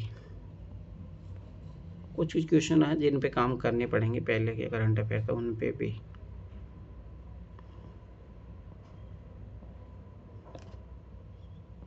चलो छोड़ो, अभी तो छोड़ते हैं इसको। कितना पे आ गया? 2009, 3 साल का कर लिया ना अपन। 14 आ गया, शुरू हो गया। चलो आ जाओ, बहुत अच्छा क्वेश्चन है ये। संघ सरकार के संदर्भ में है, मतलब यूनियन गवर्नमेंट के बारे में है, ठीक है। कौन सा सही है ये पूछ रहा है। कैबिनेट जो सचिव की सलाह पर प्रधानमंत्री द्वारा भारत सरकार के मंत्रालय विभागों को सर्जन किया जाता है। क्या बात कर रहे हो? क्या ब्यूरोक्रेट प्रधानमंत्री को रिकमेंड करता है कि कौन सा मंत्रालय ठीक, गलत बात है। आगे देखो, हर एक मंत्रालय को प्रधानमंत्री की सलाह पर भारत के राष्ट्रपति द्वारा किसी मंत्री को प्रदान किया जाता है। हाँ, ये बात तो सही है एकदम।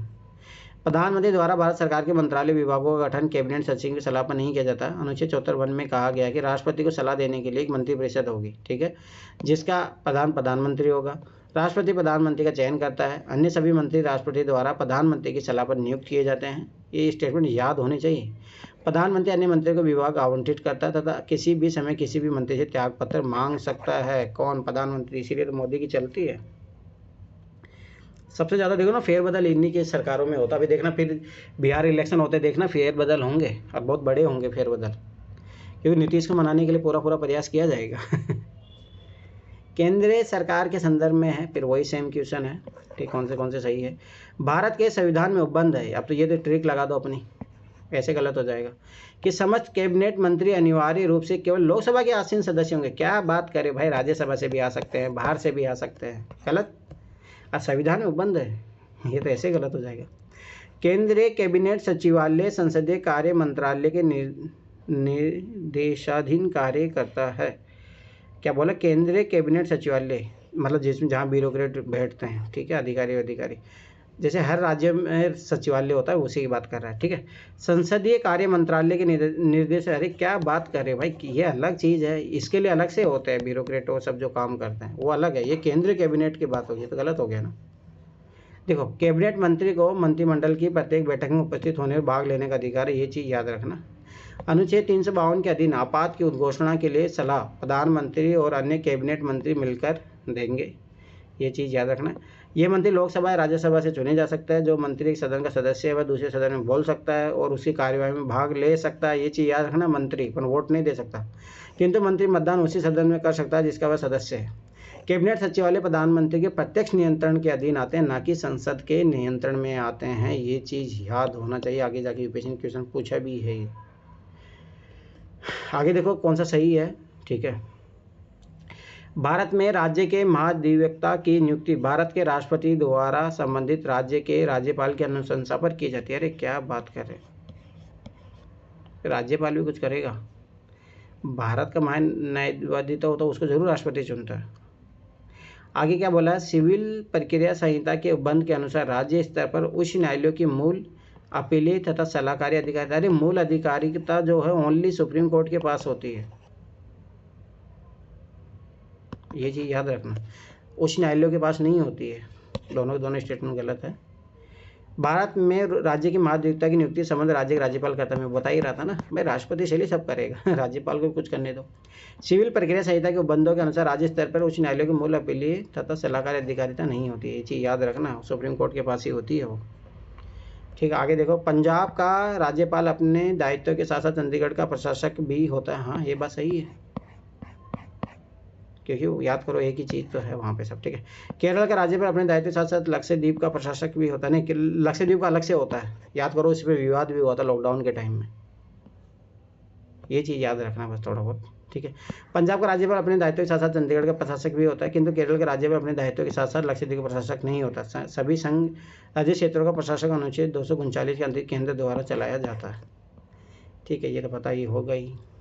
केंद्र सरकार के संदर्भ में पूछ रहा है कौन सा सही है। 15 अगस्त 1947 में केंद्र में मंत्रालयों की संख्या 18 थी, अभी तो पता होगा तो, पर याद रखना 18 थी। वर्तमान में केंद्रीय मंत्रालय की संख्या 36 है। अरे नहीं, 36 मिनिस्ट्री कहाँ से होने लगे, अब तो 15% से ज़्यादा हो ही नहीं सकते। 15 अगस्त 1947 में केंद्र में मंत्रालयों की संख्या 18 थी, ठीक है। अनुच्छेद 75 में मंत्रिपरिषद में प्रधानमंत्री सहित मंत्री कुल संख्या लोकसभा की कुल संख्या के 15% से अधिक नहीं होनी चाहिए, अतः एक निर्धारित संख्या नहीं है। यह प्रावधान वर्ष 2003 के 19 संविधान संशोधन अधिनियम द्वारा जोड़ा गया था।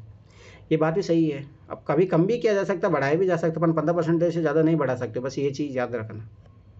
कौन सा सही है? केंद्रीय प्रशासनिक अधिकरण लाल बहादुर शास्त्री के प्रधानमंत्री रहने के काल में गठित हुआ था। अरे नहीं, केट बना कब है, याद रखना 1985 के में बना था। किसके काल में? राजीव गांधी के काल में, याद रखना ये चीज़, ठीक है।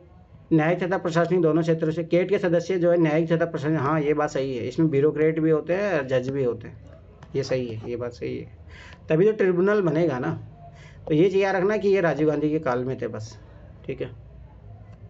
लोक अदालतों के बारे में यूपीएससी ने वहाँ पे भी क्वेश्चन पूछा है, थोड़ा बहुत पता होना चाहिए।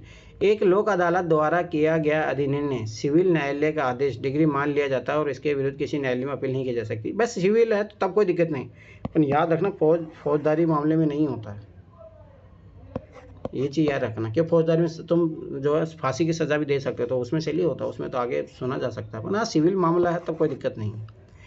विवाह संबंधी पारिवारिक विवाद लोक अदालत में सम्मिलित ही नहीं होते, क्या बात करें। अरे ये भाई सिविल मामला, सिविल मामले तो लाए जाएंगे लोक अदालत में, तो ये चीज़ याद रखना।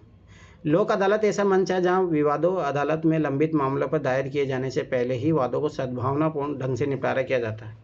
लोक अदालत को कानूनी सेवा प्राधिकरण अधिनियम 1987 के अंतर्गत कानूनी दर्जा दिया गया है। इसके तहत लोक अदालत द्वारा किए गए फैसलों को वही मान्यता प्राप्त है जो किसी दीवानी कोर्ट के फैसले को होता है।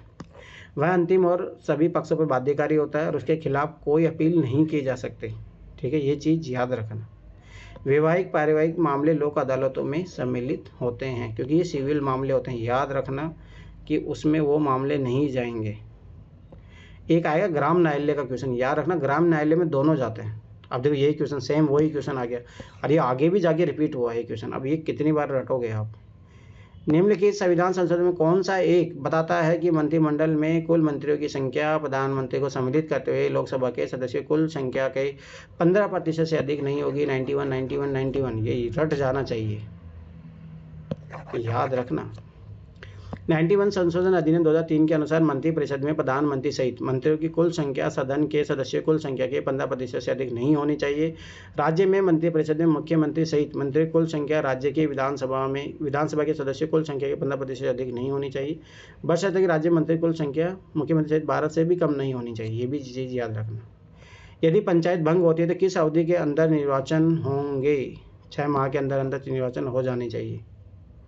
ये अपन उधर भी आया हुआ ये क्वेश्चन सोचो 2011 से लेकर 2024 में पढ़ लो इसके बारे में। प्रत्येक पंचायत उसके पहले अधिवेशन की तारीख से 5 साल वर्ष तक चलेगी। पंचायत की विधि के अनुसार इससे पहले विघटित किया जा सकता है। यदि पंचायत विघटन हो जाता है तो उसके निर्वाचन उसके विघटन की तारीख से 6 मास के भीतर पूरा हो जाना चाहिए। याद रखना 6 मंथ। विघटन के पश्चात जो पंचायत बनती है वह 5 वर्ष की पूर्ण अवधि तक काम नहीं करती, अभी तो वह शेष अवधि तक ही काम करेगी। ये चीज़ याद रखना, यही पूछा था उधर। शेष अवधि 6 माह से कम है तो चुनाव नहीं होंगे, बस वही चीज़ है। सब ऐसी बात है, जब 6 महीने बाद में कंप्लीट 5 साल के लिए चुनाव होने वाला तो फिर क्यों करवाएंगे इलेक्शन। लॉजिक हमेशा याद रखा करो, नहीं तो फिर गलती करोगे हमेशा। चलो आगे देखो।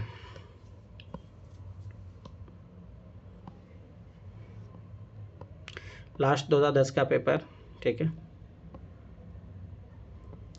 तो एक चीज़ नोटिस कर रहे हो, देखो वही क्वेश्चन है, बार बार वही क्वेश्चन पूछा जा रहा है। लास्ट 2010 का पेपर आ गया। अब देखो ये क्वेश्चन हिस्ट्री में कितनी बार रिपीट हुआ। हिस्ट्री को बहुत फ़ायदा मिलेगा। हिस्ट्री और पॉलिटी में तो खास तौर से आपको डायरेक्ट क्वेश्चन मिलेंगे, मैं अभी बता रहा हूँ ये चीज़। तो देखो ये क्वेश्चन डायरेक्ट पे रिपीट हुआ, 2021 में रिपीट हुआ है। तो ये क्वेश्चन तो बहुत मिलेंगे आपको। ये देखो स्वदेशी आंदोलन, ये कितनी बार उधर पूछा गया है। भारत छोड़ो आंदोलन पूछा गया। तो ये क्वेश्चन तो बहुत मिलेंगे आपको उधर।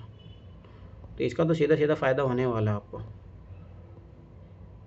चलो आ जाओ इधर। ये बहुत अच्छा क्वेश्चन है, वेरी वेरी इंपॉर्टेंट क्वेश्चन, मान लेना। ये पूछ सकता है यूपीएससी। भारत सरकार अधिनियम 1935 में अंतर्विष्ट अनुदेश पर पत्र इंस्ट्रूमेंट ऑफ इंस्ट्रक्शन, याद रखना यही डीपीएसपी है जो आज अपन जानते हैं, को वर्ष 1950 में भारत के संविधान में किस रूप में समाविष्ट किया गया था? डीपीएसपी के रूप में। याद रखना ये चीज़, ये पता होना चाहिए। एक बहुत अच्छा क्वेश्चन बनता है, ठीक है। भारत के लिए तैयार किए गए संवैधानिक प्रस्तावों में यह अंतिम था। यह सबसे बड़ा और जटिल दस्तावेज था। इसमें 14 भाग और 331 धाराएं, 10 अनुच्छेद थी। इसमें प्रस्तावना का अभाव था, अतः 1919 के अधिनियम की प्रस्तावना को इसके साथ जोड़ दिया गया था। इस अधिनियम के अनुदेश प्रपत्र को वर्ष 1950 में देश के संविधान में राज्य नीति निर्देशक तत्वों के रूप में शामिल किया गया था। चलो आ जाओ अगला क्वेश्चन, भारत के संविधान के संदर्भ में है। क्या पूछ रहा है? भारत सरकार द्वारा आरंभ किए गए राष्ट्रीय सामाजिक सहायता कार्यक्रम में भारत के संविधान के उपयुक्त उपबंध में कौन कौन से पूरे होते हैं? ये अच्छा क्वेश्चन है, बहुत अच्छा क्वेश्चन है। अब देखो मैंने कितनी बार आप लोगों को बताया, मूल अधिकार क्या होता है? पॉलिटिकल राइट होता है, इंडिविजुअल के लिए होता है। ये बोला सामाजिक कार्यक्रम, सामाजिक और आर्थिक लोकतंत्र की बात कहाँ की गई? ओनली डीपीएसपी में। आंसर 3, याद रखना ये चीज़। मूल कर्तव्य 42 से संविधान संशोधन 1976 में जोड़े गए थे, ठीक है, जबकि सामाजिक सहायता कार्यक्रम उससे पूर्व भी प्रारंभ किए गए थे। मूल अधिकार नागरिकों को कुछ अधिकारों को गारंटी देते हैं, जबकि सामाजिक सहायता कार्यक्रम राज्य की ओर से प्रयास है, यह समाज की सहायता में योगदान करते हैं, न कि गारंटी देते हैं। सामाजिक सहायता पहुंचाना राज्य का दायित्व है। राज्य द्वारा दायित्व के अनुपालन से संविधान के भाग 4 में नीति निर्देशक तत्वों की पूर्ति होती है। याद रखना है जी। चलो आगे देखो, निम्नलिखित में से कौन वित्त आयोग द्वारा की गई प्रत्येक सिफारिश को संसद के प्रत्येक सदन के समक्ष रखवाएगा? भाई राष्ट्रपति राष्ट्रपति राष्ट्रपति। जितने भी संवैधानिक आयोग होते हैं, याद रखना, उनकी रिपोर्ट जो है राष्ट्रपति के पास जाती है, राष्ट्रपति जो है संसद के पटल पे रखवाता है। अब ये चीज़ याद रखना, जितने भी संवैधानिक पद होंगे उनकी। भारतीय संविधान के धारा 280 में वित्त आयोग के गठन की व्यवस्था की गई है। इसके अनुसार राष्ट्रपति प्रत्येक 5 वर्ष के बाद या यदि आवश्यक हो तो इसके पूर्व वित्त आयोग का गठन करेंगे तथा इसकी सिफारिश को राष्ट्रपति संसद में रखवाता है। अनुच्छेद 280(3) के अंतर्गत वित्त आयोग निम्नलिखित बातों के संबंध में राष्ट्रपति को अपनी संस्तुति देता है। कितनी बार पढ़ चुके हो? क्या बंटवारा होना चाहिए, कि सेंट्रल स्टेट में क्या फॉर्मूला होगा, ये सब सारी चीज़ें फिर भी याद होनी चाहिए सारी चीज़ें। संविधान के अंतर्गत केंद्र तथा राज्यों के मध्य वितरित किए जाने वाले या वितरित किए जा सकने वाले करों के निवल प्राप्ति के बंटवारे के संबंध में संस्तुति करेगा। सही बात है। भारतीय संचित निधि में से राज्यों को दिए जाने वाले सहायता अनुदान के सिद्धांत को तय करता है। हाँ, फॉर्मूला बताएगा। सुदृढ़ वित्त के हित में अन्य विषय पर जिस पर राष्ट्रपति वित्त आयोग को संस्तुति करना चाहिए, संस्तुति देगा। ये बात सही है। ठीक है, ये अच्छा क्वेश्चन है, डायरेक्ट यूपीएससी पूछा गया उधर, याद आया क्वेश्चन। निम्नलिखित में कौन एक संघीय बजट को तैयारी और उसे संसद में पेश करने के लिए? Department of economy affairs. ये तो याद होने चाहिए। ठीक है, देखो 2024 का क्वेश्चन यहाँ पे, इसको पढ़ो, सॉल्यूशन 2024 के क्वेश्चन कर लोगे। आर्थिक कार्य विभाग केंद्रीय बजट में राष्ट्रपति शासन वाले राज्यों तथा केंद्र शासित प्रदेशों बजट तैयार करता है और उन्हें संसद में पेश करता है। संसद में पेश करने का जो, याद करो, आपकी बार प्रधानमंत्री दे दिया था वहाँ राष्ट्रपति की जगह। अब तो ये क्वेश्चन देखो डायरेक्ट पूछा गया, डायरेक्ट उधर जो है 2011 से लेके आप देखोगे तो। निम्नलिखित कथनों पर विचार कीजिए। भारत का उच्चतम न्यायालय भारत के राष्ट्रपति को विधि अथवा तथ्यों के विषय में सलाह देता है। याद करो कितनी बार एक क्वेश्चन आ चुका है, जब राष्ट्रपति मांगेगा तब, यदि वे ऐसी कोई सलाह मांगता तभी आंसर आएगा। ठीक है, याद रखना, ये कितनी बार क्वेश्चन पूछा जा चुका है। 143 के तहत आता है, ये भी चीज़ याद रखना। ठीक है, राष्ट्रपति सर्वोच्च न्यायालय से किसी विषय पर सलाह मांग सकता है, आर्टिकल 143 के तहत। ठीक है, लोक अदालत के संबंध में अभी अपन पढ़ किए थे क्वेश्चन। ठीक है, कौन सा एक सही है? लोक अदालतों को आधिकारिकता मुकदमा दायर करने से पहले के मामलों को निपटारा करने की है और उन मामलों का नहीं जो किसी न्यायालय में लंबित हो। ये बात तो सही है, परंतु क्या ऐसा हो सकता है कि, देखो मोस्टली जो लोक अदालत बनाई गई है वो क्या बनाई गई, ताकि इसका रिड्यूज हो। ठीक है, और जो सिविल मामले होते हैं उसमें चलाए जा सके आपसी सहमति से, फिर उसके बाद में यहाँ पे जा सकते हो तो। ठीक है, आगे क्या बोला इसमें? लोक अदालत ऐसे मामलों को निपटारा कर सकती है जो सिविल है, न कि आपराधिक प्रवृत्ति के हैं। प्रत्येक लोक अदालत में केवल सेवारत तथा सेवानिवृत्त न्यायिक अधिकारी नियुक्त हो सकते हैं, अन्य कोई व्यक्ति नहीं। उपदेश में से कोई भी कथन सही नहीं है, तो इसका आंसर क्या है भाई? फिर देखो एक, चलो यहाँ पे समझो एक एक चीज़। देखो, लोक अदालत अधिकारिकता मुकदमा दायर करने से पहले के मामलों को निपटारा करने की है और उन मामलों का नहीं जो किसी न्यायालय में लंबित हो। ये बताओ, ये स्टेटमेंट सही होगा गलत होगा बताओ? अरे बोलो, कहाँ गए सब? भाग गए, सो गए क्या सब लोग? शिवानी, हाँ सर। बताओ ये लोक अदालत के बारे में, ये स्टेटमेंट सही है गलत है?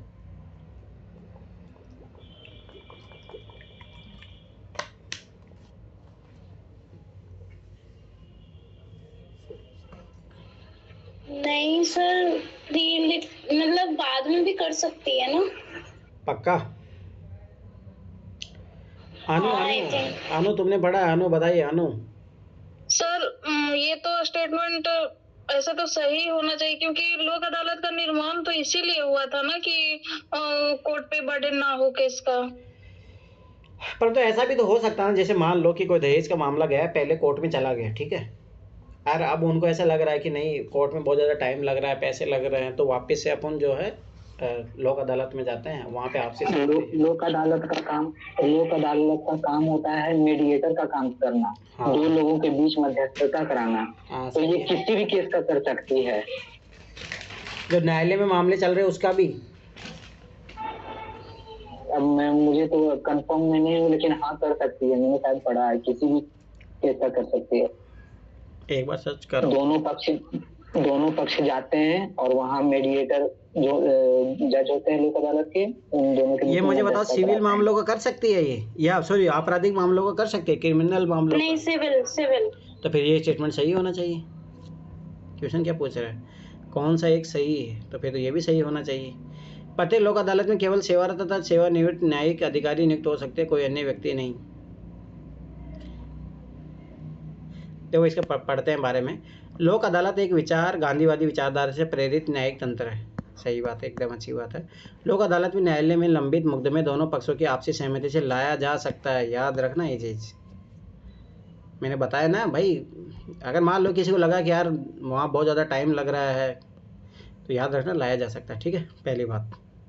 इसलिए वो गलत है। आगे देखो, लोक अदालत सिविल तथा आपराधिक दोनों मामलों को निपटारा कर सकती है, ये भी गलत हो गया।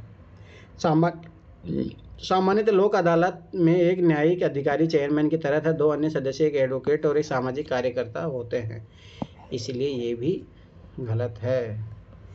याद रखना, ये पता होना चाहिए। सिविल और आपराधिक दोनों देख सकता है, पहली बात।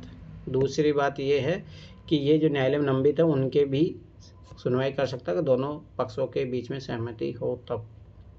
भारत में जिला स्तर पर उपभोक्ता विवाद निवारण के संदर्भ में निम्नलिखित कथनों में से कौन सा एक कथन सही नहीं है? मतलब 3 गलत होंगे, 3 सही होंगे। राज्य सरकार यदि उपयुक्त समझे तो वह जिले में 1 से अधिक जिला फोरम स्थापित कर सकती है। तो क्यों नहीं करेगी भाई? ये तो पॉजिटिव बात है, अच्छी बात है। जिला फोरम की कोई एक सदस्य महिला होनी चाहिए, ये भी पॉजिटिव बात है। ये वुमेन एम्पावरमेंट के नज़रिए से भी देखो, ठीक है। जिला फोरम उन्हीं शिकायतें सुनवाई करता है जिसमें माल या सेवाओं का कुल मूल्य 50 लाख रुपये से अधिक नहीं होता है। अरे नहीं, इसका लिमिटेशन याद करो। जिला स्तर पर होता है, फिर राज्य स्तर पर, फिर केंद्रीय स्तर पर होता है। 50 लाख वाला मामला गलत है, यही आंसर है इसका। उपभोक्ताओं के हितों को सामान्य प्रतिनिधित्व करते हुए राज्य सरकार जिला फोरम के समक्ष बेचे हुए माल या दी गई सेवाओं के संबंध में कोई शिकायत दर्ज कर सकती है। हाँ, कर सकती। देखो अब तो ये सारी लिमिटेशन बढ़ गई है, मुझे जहाँ तक याद अच्छे तरीके से। एक बार देख लेना प्रेजेंट कॉन्टेक्स्ट में क्या है इसका। अभी बढ़ गया है, मुझे पता है इतना। शायद 2016 या 19 में आया था इसका अमेंडमेंट एक्ट, ठीक है। निम्नलिखित में से कौन सा एक प्राधिकरण है किसी राज्य के राज्यपाल को उस विशेष राज्यों की पंचायतों द्वारा विनियोजित हो सकने वाले करों शुल्कों के निर्धारण के सिद्धांतों के विषय में संस्तुति करता है? बहुत अच्छा क्वेश्चन है ये तो भाई। कौन आएगा वो? राज्य वित्त आयोग। भाई सेम चीज़ जो वित्त आयोग करता वही काम करेगा। 73वां संविधान संशोधन पंचायती राज से संबंधित है। इसके द्वारा संविधान के भाग 9 अनुच्छेद 243 कैसे आना तक अनुच्छेद 11 का प्रावधान किया गया। 73वां संविधान संशोधन की मुख्य बातें इस प्रकार है।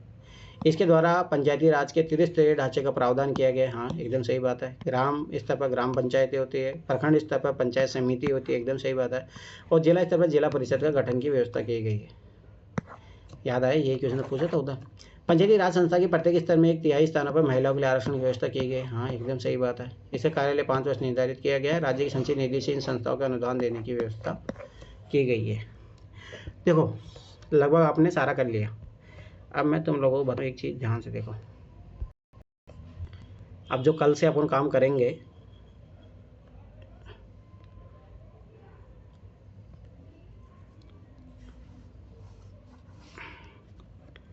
डाउनलोड हो जाओ भाई जल्दी।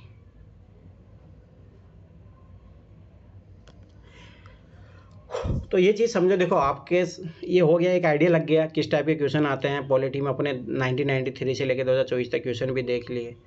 अब अपने को क्या करना है, थीम पकड़नी है। अब मैं लक्ष्मीकांत में कल से जाके वही थीम पकड़ के उसको रटना है भाई। ये चीज़ याद रख लेना, रटना है। वो चीज़ तो आपको रटी हुई होनी चाहिए। जैसे मैंने कुछ चीज़ें बोली है वो तो आपको रटी हुई होनी चाहिए। तो वैसे ही मैं अब क्या कराऊंगा, कल से हाईलाइट करवाऊंगा कि ये तो रट ही लो भाई आप लोग, ये तो छोड़ के जाना ही नहीं है। तो ये माने चलो लगभग 100 पेज के समथिंग हो जाएंगे। 100 पेज भी नहीं होंगे, ठीक है। वो तो रटने ही पड़ेंगे आप लोगों को। और वो जब रट लिए तो आपके मानिए चलो पॉलिटी में से पूरे के पूरे क्वेश्चन सही कर सकते हो। ये चीज़ याद रखना, क्वेश्चन बाहर नहीं जाएंगे, अभी मैं बता रहा हूँ, ठीक है। पॉलिटी का ये हो गया। दूसरी बात, NCERT के कुछ चैप्टर है जो मैं भेजूँगा बस। उसके अलावा कुछ भी पॉलिटी के लिए नहीं पढ़ना। हाँ, जैसे मैंने करंट अफेयर के बारे में थोड़ा बहुत बता दिया, 3-4 टॉपिक है जो पॉलिटी के चर्चा में, तो थोड़ा उनको और स्पेशल तरीके से पढ़ लेना। बस इतना सा ध्यान रखना, पूछता वहीं से ही हो, बेसिक से ही। करंट अफेयर में चर्चा में है तो बस पूछ लेगा, बस उसको बिहाफ बना के। बस ये याद रखना, ऐसा नहीं करंट अफेयर का कुछ डाटा ऐड कर देगा उसमें, नो। ऐसे नहीं पूछ लेगा मणिपुर में शासन, भाई ये नहीं पूछ लेगा राष्ट्रपति शासन कहाँ लगा है, पर ये जरूर पूछ लेगा राष्ट्रपति शासन लगाने के क्या उसका क्या इम्पैक्ट होता है, क्या प्रोविजन होते हैं, वो पूछेगा। ये चीज़ याद रखना। तो वो कहाँ मिलेंगे अपने को, लक्ष्मीकांत में मिलेंगे। चलो देखो इधर, तो कल से सब लोग अपनी लक्ष्मीकांत साथ में लेके बैठना। ये चीज़ याद रखना। कहाँ गायब हो गई भाई? ठीक है, अभी से मैं कुछ कुछ बताते जाता हूँ। देखो कल से पे डायरेक्ट काम करना शुरू करेंगे अपन इस पर।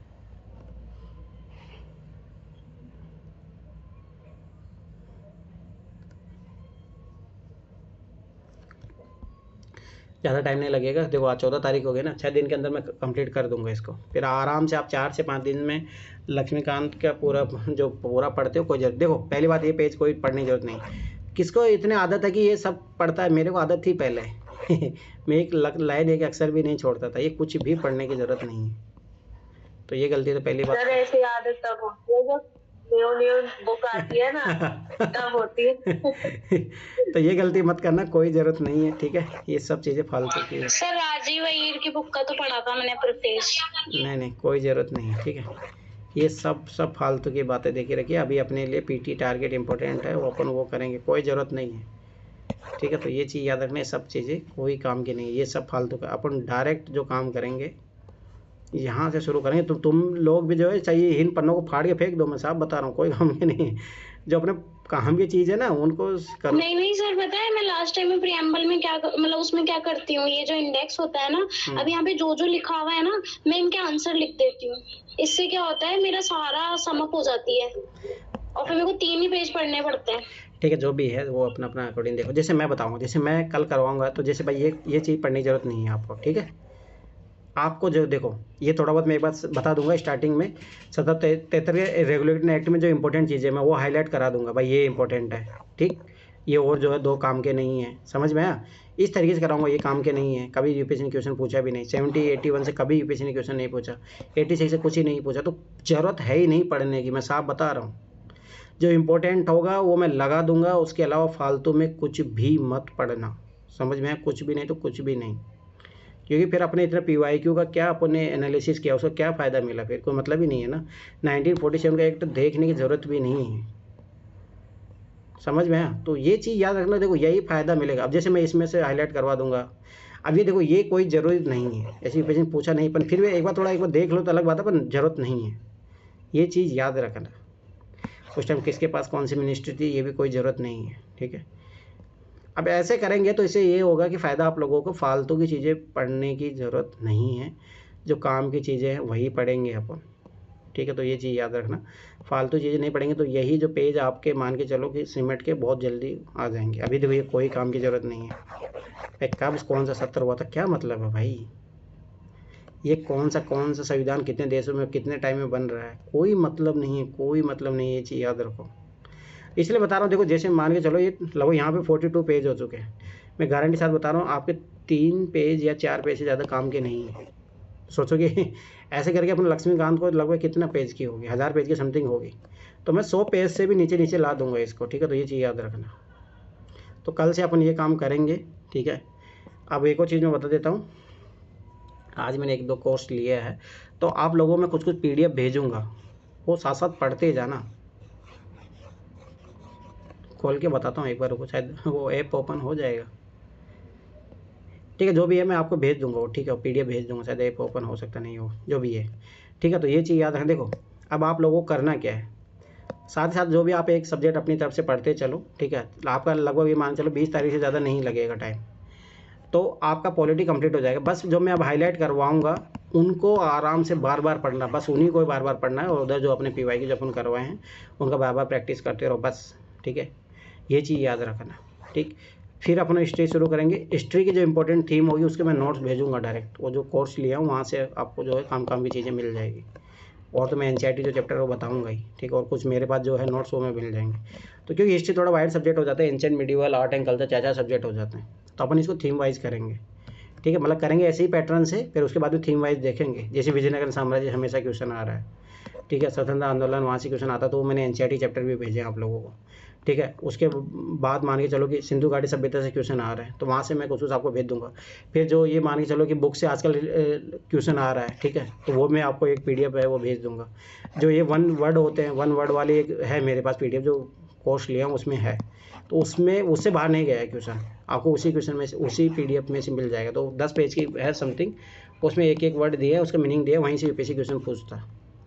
समझ में आया? अब वैसे आपको बुद्धिज्म जैनिज्म के नोट्स भी मिल जाएंगे, तो ऐसे कंप्लीट मिल जाएगा, आपको ज़्यादा टाइम नहीं लगेगा, ठीक है। ज्योग्राफी की आपको मैपिंग सारा मिल जाएगा, हिंदी में मिलेगा वो सब, ठीक है। इंग्लिश मीडियम के लिए भी चाहिए होगा तो बता दूंगा, ठीक है।